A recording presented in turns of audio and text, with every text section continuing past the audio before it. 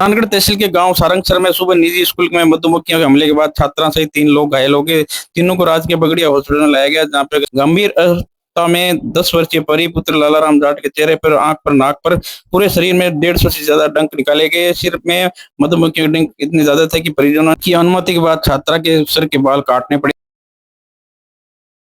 रामगढ़ नगर परिषद में आयुक्त नहीं होने की वजह से आमजन को भारी परेशानी का सामना करना पड़ रहा है। लोगों को काम नहीं होने के कारण उनका गुस्सा भी है। वहीं मामले को लेकर समाज सेवी बसंत बोर्ड ने बताया कि एक रिश्तेदार तरुण सेठिया का पट्टा 2.5 साल से पेंडिंग पड़ा है। इस पट्टे की फाइल 2024 में जमा कराई गई थी। इसके बाद 2 साल तक इधर उधर घूमती रही। 5 फरवरी 2026 को नियमन शुल्क के रूप में 1,46,068 रुपए जमा करा दिए, लेकिन इस फाइल ये पेंडिंग अभी भी पड़ी है। मामले को लेकर 1 अप्रैल को बसंत बोर्ड के पिता विजय सिंह बोर्ड ने एसडीएम को ज्ञापन देकर पट्टा जारी करने का निवेदन किया। बोर्ड ने बताया कि आयुक्त नहीं होने के कारण ये परेशानी हो रही है। उन्होंने कहा कि अधिकारी नहीं होने के कारण कर्मचारी अपनी सीटों पर नजर नहीं आते हैं।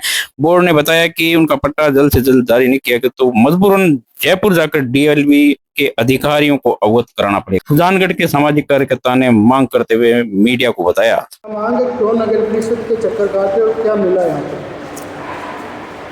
मेरे एक रिश्तेदार हैं तरुण सेठिया, सुजानगढ़ निवासी हैं, प्रवासी कलकत्ता हैं। उनका एक पट्टा जारी होना था। करीबन 3 साल हो गए चक्कर लगाते, सारा जेन्युइन काम है और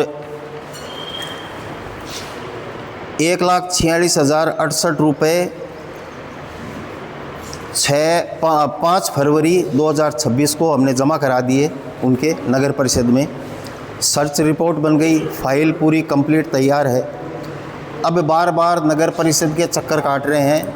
यहाँ पे आयुक्त नहीं है, न किसी के पास चार्ज है। अगर किसी के पास चार्ज है भी तो वो साफ इनकार कर रहे हैं कि हमारे पास पावर नहीं है। तो मैं सरकार से निवेदन ये करना चाहता हूँ कि आम पब्लिक, और पहली बात ये बताऊँ कि सारे रूम खाली पड़े हैं, किसी में कोई कर्मचारी अधिकारी नहीं बैठे हैं। सिर्फ एक रूम में एक अधिकारी बैठे हैं, उनके पास ये पावर नहीं है। मैं सरकार से निवेदन करना चाहता हूँ कि और कितना परेशान करोगे, जब रुपए सारे जमा दे दिए 1,46,068 रुपये, उसकी रसीद भी है, रसीद नंबर है 44 दिनांक 5/2/2026 को जारी की है रसीद। तो अब ये पट्टा जारी करने में इतनी लेट क्यों कर रहे हैं? और यहाँ पे अधिकारी लगाए, पूरी सुजानगढ़ की जनता परेशान है नगर परिषद से, कोई भी काम नहीं हो रहा है आयुक्त नहीं होने की वजह से। सुजानगढ़ के मेगा हाईवे स्थित बाल भारती इंटरनेशनल स्कूल में सीबीएस 10वीं का रिजल्ट शानदार रहने पर शुक्रवार को टॉपर सम्मान किया गया। सम्मान समारोह में 80% से लेकर 96.2% अंक पाने वाले 15 विद्यार्थियों को मेडल प्रदान किया गया। उनका जबरदस्त स्वागत किया गया, माला व साफा पहनाकर सम्मान किया गया। साथ ही बच्चों के अभिभावकों को सम्मानित किया गया। सम्मान समारोह के बाद जूनियर स्टूडेंट ने स्कूल की गैलरी में खड़े होकर सीनियर टॉपर्स का पुष्प वर्षा के साथ स्वागत अभिनंदन किया गया। स्कूल की माही अग्रवाल ने 96.2%, हिमांशी संतोषा ने 95.2%, राहुल डूडी ने 92.2% अंक हासिल के पूरे क्षेत्र में टॉप अंक हासिल करके नाम रोशन किया। इस दौरान प्रिंसिपल परमिला तिवारी ने बताया कि सीबीएस की 10वीं की बोर्ड की में छात्र छात्राओं ने अच्छे अंक लाकर स्कूल व परिजनों का नाम रोशन किया है। स्कूल के डायरेक्टर प्रेम नेहरा ने बताया कि छात्रों व स्टाफ की कड़ी मेहनत से शानदार परिणाम रहा। स्कूल का रिजल्ट 100% रहा। सम्मान समारोह में व्यवस्थापक बुद्धाराम खिलेरी, मुकेश खिलेरी मौजूद थे। संस्थान के चेयरमैन लक्ष्मण खिलेरी ने आए हुए अतिथियों का स्वागत अभिनंदन किया। कार्यक्रम का संचालन प्रिया सोनी, आदित्य राठौड़ द्वारा किया गया। इस दौरान बड़ी संख्या में अतिथि मौजूद रहे, जहाँ पे अभिभावकों की मौजूद में बड़ी संख्या में छात्र छात्राओं अंदर इस रिजल्ट के कार्यक्रम में हौसला बढ़ाते हुए पुष्प वर्षा करते हुए दिखाई दिए। विद्यालय परिसर का ये दृश्य हम दिखा रहे हैं, जहाँ पे विद्यालय में टॉपर्स विद्यार्थियों ने मीडिया को बताया। मैं माही अग्रवाल हूँ। मैंने 96.2% से इस स्कूल में टॉप किया है और मैं आभार व्यक्त करना चाहूंगी अपने स्कूल वालों का और अपने माता पिता का कि उन्होंने इस पूरी जर्नी में मेरी बहुत मदद की। उन्होंने मुझे पूरे साल मोटिवेटेड रखा, मुझे पढ़ने के लिए कहा और मेरे जब भी मैं डिमोटिवेट फील करती हूँ, उन्होंने मुझे साहस बढ़ाया और बोला कि हाँ तू कर सकती है। और टीचर्स का भी बहुत सपोर्ट रहा, उन्होंने पूरी लगन के साथ हमारे साथ मेहनत की और प्रिंसिपल ने भी बहुत मदद की, हमारी सभी प्रॉब्लम्स को सुना और हमारे सॉल्यूशंस भी उसके ढूंढे। तो मैं आभार व्यक्त करना चाहूंगी पूरी बीबीआईएस टीम का और अपने माता पिता का। बहुत अच्छा रिजल्ट रहा है। इस क्षेत्र का बेस्ट रिजल्ट कहूंगी मैं, 100% रिजल्ट रहा है।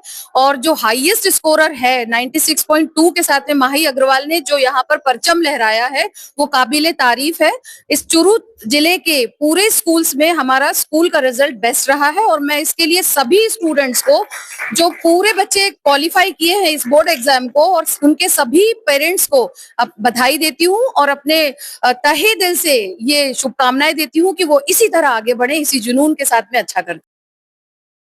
सुजानगढ़ की होनहार आरएएस परीक्षा 2024 के परिणाम में राघव जयसंत्रिया पुत्र सुनील नेहा जयसंत्रिया ने 215वीं रैंक हासिल करके घर और परिवार का नाम रोशन किया है। राघव की सफलता पर उसके परिजनों ने मुंह मीठा करके राजस्थानी साफा पहनाकर स्वागत अभिनंदन किया। नाना परमानंद मंगलूनिया, ललिता मंगलूनिया, मामा अनूप मंगलूनिया, महावीर माली ने स्वागत अभिनंदन किया। राघव ने बताया उसका दूसरा प्रयास है। पहले प्रयास में 975वीं रैंक आई थी, वहीं उसने 215वीं रैंक हासिल कर नाम रोशन किया है। खास बात यह है कि राघव ने घर पर ही सेल्फ स्टडी करके सफलता हासिल की। उसकी शुरुआती शिक्षा सुजानगढ़ में हुई। राघव ने बताया कि रोज 5 से 8 घंटे पढ़ाई करे और थकान होने पर म्यूजिक सुनकर बैडमिंटन खेलकर खुद को रिलैक्स किया। उसके बाद पिता के साथ ज्वेलरी के व्यापारी में के साथ काम में अपना योगदान देता था। राघव आरएएस की परीक्षा के दौरान पिता के व्यापार में पूरी मदद करता था। पहले कॉन्सेप्ट ने क्लियर किया पेपर को, वहीं पेपर के ट्रेंड को समझा, फिर उसके बाद मार्क टेस्ट मेहनत की। राघव जयसंत्रिया ने अपनी सफलता का श्रेय माता पिता को और टीचर्स को दिया। उन्होंने कहा कि अच्छे पद पर जाने के बाद लोगों की मदद करेगा, यही उसकी प्राथमिकता होगी। आरएएस बना है और इसके बीच में हम उनके परिवार के बीच में है, बातचीत करना चाहेंगे। राघव हमारे बीच में किस तरह से तैयारी की बताना चाहेंगे इंडियन स्कूल। सर ये मेरा दूसरा अटेम्प्ट था सर, और सर मेरा पूरा फोकस ये था कि मैं मेरे कॉन्सेप्ट्स को क्लियर कर लूं और सर ज़्यादा से ज़्यादा टेस्ट लगाऊं। टेस्ट लगाने से मुझे समझ में आता था कि मेरी कहाँ कमियां रह चुकी है, कहाँ मैं उनको बेटर कर सकता हूं। सर मैंने उन पे काम करा और सर आज मैं इस मुकाम तक पहुंच रहा हूं सर। सर सफलता का सबसे पहले सर मेरे माँ बाप खड़े हैं सर, उनसे बड़ा कोई सपोर्टर नहीं था सर मेरा। साथ में सर मेरी एक बड़ी बहन है सर, उन्होंने मुझे बहुत सपोर्ट करा है सर। सर साथ में सारे शिक्षकगण जितने भी, और सर साथ में सर भगवान का सपोर्ट मुझे मिला और सर मैं यहाँ तक पहुँच पाया। जिस तरह से बेटे की सफलता में क्या कहना चाहेंगे। बहुत खुश हूँ मैं, इतना ही कहना चाहूंगा, और आगे बढ़े। इस तरह से क्या कहना चाहेंगे। बहुत खुश हूँ मैं, बच्चे ने मेहनत करी, इसका फल मिला है और कौन सी रैंक हासिल की आपने। सर मेरी 215 रैंक आई है सर। 215 रैंक हासिल कर सुजानगढ़ का नाम रोशन करने वाला राघव हमारे बीच में है, जिसने सुजानगढ़ का नाम रोशन किया है। एक ऐसा होनहार विद्यार्थी जिसने आरएएस की परीक्षा पास की है। सुजानगढ़ में घंटाघर के पास भारतीय जनता पार्टी के महिला कार्यकर्ताओं, स्थानीय कार्यकर्ताओं ने महिला आरक्षण विरोध के रूप में वोट करने पर कांग्रेस और उसके गठबंधन के खिलाफ जबरदस्त प्रदर्शन किया। नारेबाजी की। महिला नेताओं ने, कार्यकर्ताओं ने नेता प्रतिपक्ष राहुल गांधी का पुतला जलाया। मंडल अध्यक्ष विनय माटोले की अध्यक्षता में हुए प्रदर्शन में भाजपा कार्यकर्ताओं ने कांग्रेस और राहुल गांधी मुर्दाबाद, महिला के सम्मान में भाजपा मैदान में महिलाओं का अपमान नहीं सहेगा हिंदुस्तान जैसे नारे से घंटाघर चौराहे पर पुतला दहन किया गया। वहीं विधानसभा प्रत्याशी संतोष मेघवाल ने कहा कि प्रधानमंत्री नरेंद्र मोदी द्वारा महिलाओं को शक्ति मारकर शक्ति का सपना देख रहे थे। वहीं विपक्ष की संकीर्ण सोच से प्रगति की राह में दीवार खड़ी कर दी। वहीं विपक्ष ने महिलाओं को अपमान किया। वहीं नेता प्रतिपक्ष और महिला मोर्चा की प्रदेश मंत्री जयश्री दादीस ने कहा कि इतिहास गवाह है कि एक द्रौपदी का अपमान और अधिकार छीनने वालों का वंश पूरा समाप्त होता है। आज करोड़ों महिलाओं का अपमान, अधिकार छीनकर हंसने वाले दुशासन का विनाश तय है। मंडल अध्यक्ष विनय माटोलिया ने कहा कि बिल का गिरना हमारे। देखिए, कल जो कुकृत्य कांग्रेस सरकार और इंडी गठबंधन ने किया है, पूरे भारतवर्ष की आधी आबादी लगभग 70 करोड़ महिलाओं का जो अधिकार उन्होंने छीना है, मैं इस पर एक ही पंक्ति कहूंगी कि इतिहास गवाह है। इतिहास गवाह है कि जब उस युग में दुशासन ने द्रौपदी का अपमान किया था, उसका अधिकार छीना, तो पूरा समूल उसका वंश विनाश हुआ था। और आज करोड़ों महिलाओं का जो अधिकार कांग्रेस पार्टी ने छीना है, इंडी गठबंधन ने छीना है, और जो अधिकार छीनने के बाद हंसी उन्होंने हंसी है, उससे उनका समूल विनाश तय है। ये पूरे भारत की महिलाओं ने ठान लिया है कि अब इस कांग्रेस को समूल विनाश हम सब करके रहेंगी, जिन्होंने हमारी महिलाओं मातृशक्ति का अधिकार छीना। क्योंकि मातृशक्ति आगे बढ़ती हुई कांग्रेस को कभी ना तो पसंद थी और ना पसंद आएगी। इसलिए मैं सभी मातृशक्ति को एक ही निवेदन करती हूँ कि इस कांग्रेस का पूरा बॉयकॉट करें और उसका समूल विनाश का आज शपथ ले। आज का दिन के रूप में लिखा जाए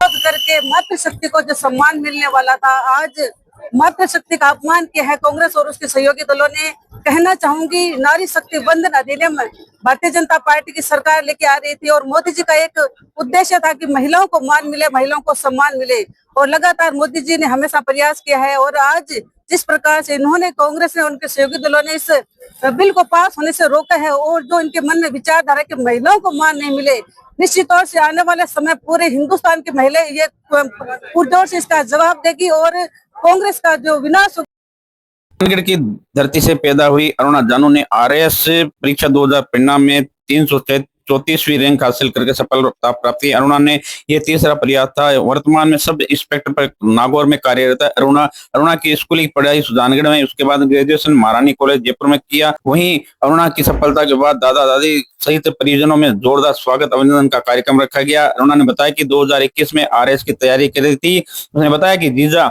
2021 के बेस में आरपीएस मदन ढाका के गाइडलाइन से उसे काफी मदद मिली। उन्होंने रोज कई घंटों तक पढ़ाई की, लेकिन एक्टिविटी नहीं छोड़ी। खास बात यह सोशल मीडिया से दूर रही और दोस्तों से ग्रुप डिस्कशन करके मदद मिली। वहीं अरुणा ने बताया कि उसके पिता चंद्र प्रकाश जानू शहर में दुकान चलाते हैं। दादा रिटायर्ड टीचर है। ताऊ गोवर्धनलाल जानू हमेशा की तरह मोटिवेट करते हुए कार्य कर रहे हैं और अरुणा ने अपनी सफलता का श्रेय माता पिता परिजनों को दिया। स्वागत कार्यक्रम में जोधाराम जानू, लालचंद धनराज, तेजपाल गोदारा, एससीबी रणजीत भिंचर, कमल जाखड़, रामेश्वर भिंचर, अब्दुल सत्तार, रामोतर शर्मा, धर्म सिंह मीणा, मनोज शर्मा, बुद्धाराम गुलेरिया, राजेंद्र ढाका, रामस्वरूप। जी सर मैं 2021 से आरएस के लिए तैयारी कर रही हूँ और ये मेरा तीसरा प्रयास है जिसमें मुझे सफलता मिली है और इसमें लंबी मेहनत रही है और साथ में घर वालों का सहयोग भी बिल्कुल मिला है मुझे। कौन सी रैंक मिली आपको? मेरा इसमें 334वीं रैंक लगी है मेरी। प्रशासनिक सेवाओं में जाने के बाद क्या लक्ष्य रहेंगे, किस तरीके से आमजन के कार्य किए जाएं?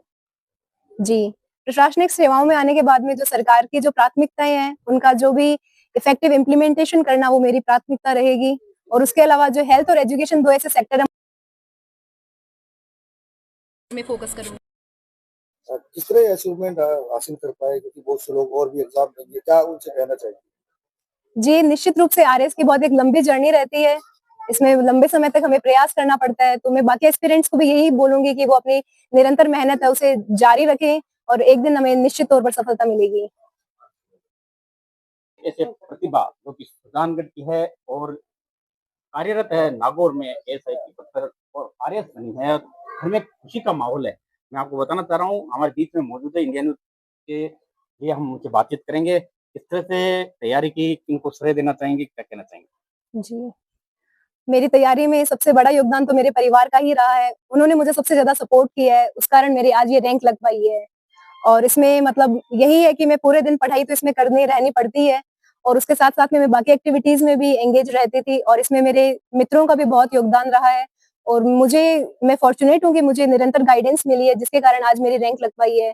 मेरे जीजाजी है 2021 बैच के आरपीएस मदन जी ढाका, तो उनका मुझे निरंतर गाइडेंस मिला है जिसके कारण आज मैं ये मुकाम हासिल कर पाई हूँ और मैं कोशिश करूंगी कि मैं इसे और इम्प्रूव करूँ। और इम्प्रूव, ये कहना है और इम्प्रूव। अब वर्तमान में थानेदार हैं और एक नई पोस्टिंग मिलेगी आने वाले समय में आरजे स्वरूप में। माता जी से बात करेंगे, क्या कहना चाहेंगे अपनी बेटी की सफलता के लिए? कुछ कहना चाहेंगे? कैसा लग रहा है? ठीक लग रहा है। बेटी पर गर्व है? हाँ, गर्व है मेरी बेटी पर और निरंतर पढ़ाई जारी रखी और धन्यवाद देना चाहती हूँ। अरुणा को बचपन में क्या कहते थे, क्या नाम लेते थे? अरुणा। ये थे हमारे बीच में माता पिता है, माँ है और अरुणा है हमारे बीच में, साथ में दादी है, वो भी यहाँ पे इस कार्यक्रम में मौजूद है और तमाम मोहल्ले के टीचर्स वगैरह सारे परिजन यहाँ पे मौजूद है, जो कि एक खुशी का माहौल है। यहाँ पे खुशी का माहौल ये है कि अरुणा बनी है, आरजे परीक्षा पास की है। इंडिया न्यूज के लिए शैलेंद्र लाठा। छोटी सी उम्र में, काफी छोटी थी, 6-7 में, उसमें मैं इनको हिंदी में डिक्टेशन लिखाया करता था और इसकी हिंदी इतनी बढ़िया बनी, कोई अशुद्ध हिंदी का शब्द नहीं।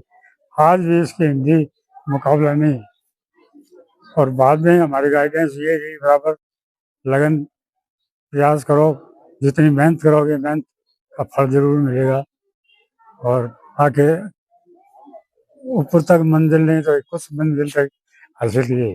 कैसा लग रहा है आज सफलता? इसकी सफलता से और भी मुझे उम्मीद है कि आगे भी ये लगन चालू रखेगी और बढ़ेगी।